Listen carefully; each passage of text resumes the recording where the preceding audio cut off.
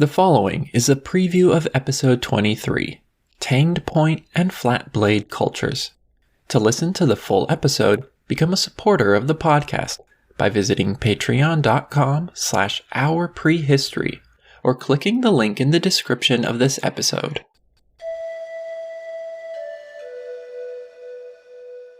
Other species met more severe fates. One of the grandest Ice Age animals, the giant deer, sometimes called Irish elk, vanished completely from Europe during the Younger Dryas, possibly due to the decline in a vital food source, willow shrubs. These grandiose creatures were exceptionally large. Males stood 2 meters at the shoulder and bore a spectacular set of antlers spanning up to 3.5 meters, by far the largest of any living or extinct species of deer. Despite their intimidating size, this animal had occasionally been hunted by humans since their arrival in Eurasia, and had been painted on cave walls since the Orogenation. These depictions show a hump over the shoulders and a dark stripe around their neck.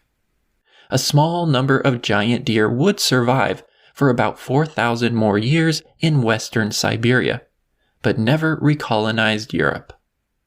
As the North European plain returned to tundra steppe, it began to resemble the landscape from earlier periods of the Upper Paleolithic.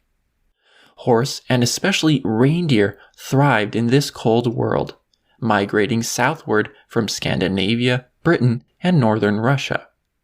However, something was missing. Many members of the Ice Age megafauna did not return. Mammoth, which had survived the warming of the Bowling Alarod in northern Asia, only returned to remote parts of northeastern Europe. This limited re-expansion is revealed by mammoth bones found in northern Russia and Estonia, and dated to the Younger Dryas. 2 other ancient inhabitants of the Ice Age steppe, woolly rhinoceros and cave lions, are thought to have gone extinct globally when forests expanded around 14,000 years ago, meaning they weren't around to enjoy the cold Younger Dryas. In the face of environmental change, hunter-gatherers on the North European plain were surprisingly resilient. Here, human presence seems to be continuous from the start to the end of the Younger Dryas. Even Denmark, possibly the northernmost limit of human life in Europe, was consistently occupied. However, to the west, human societies were less successful.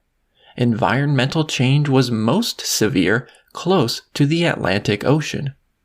Masses of dry polar air flowed in from the North Atlantic, leading to a 6 degrees Celsius decline in yearly average temperature.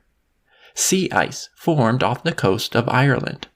A large terrestrial ice sheet formed over the Scottish Highlands, which had been ice-free during the Bowling Alarod. Between 12,700 and 12,400 years ago, temperatures across Europe hit their lowest point of the Younger Dryas, and the northwestern corner of Europe became devoid of people. Federmesser bands of hunter-gatherers who had been thriving completely abandoned the British Peninsula and even northern France. In the parts of northern Europe that remained inhabited, human life changed dramatically after 12,800 years ago, including a considerable shift in hunter-gatherer economy. People went from foraging and hunting woodland plants and animals to those of tundra and steppe.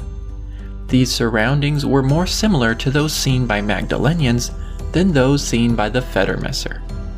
As people adapted to using different resources, archaeological evidence suggests that a major shift in their technology and mobility took place. They reimagined how to make tools and weapons from wood, stone, and antler, often improving on older designs. To some degree, these changes reversed the trends of Assyrianization, the phenomenon that had transformed the cultures of Europe over the last 2,000 years. As we will see today, the return of a glacial environment was paralleled by an intriguing return of an ancient stone tool technology.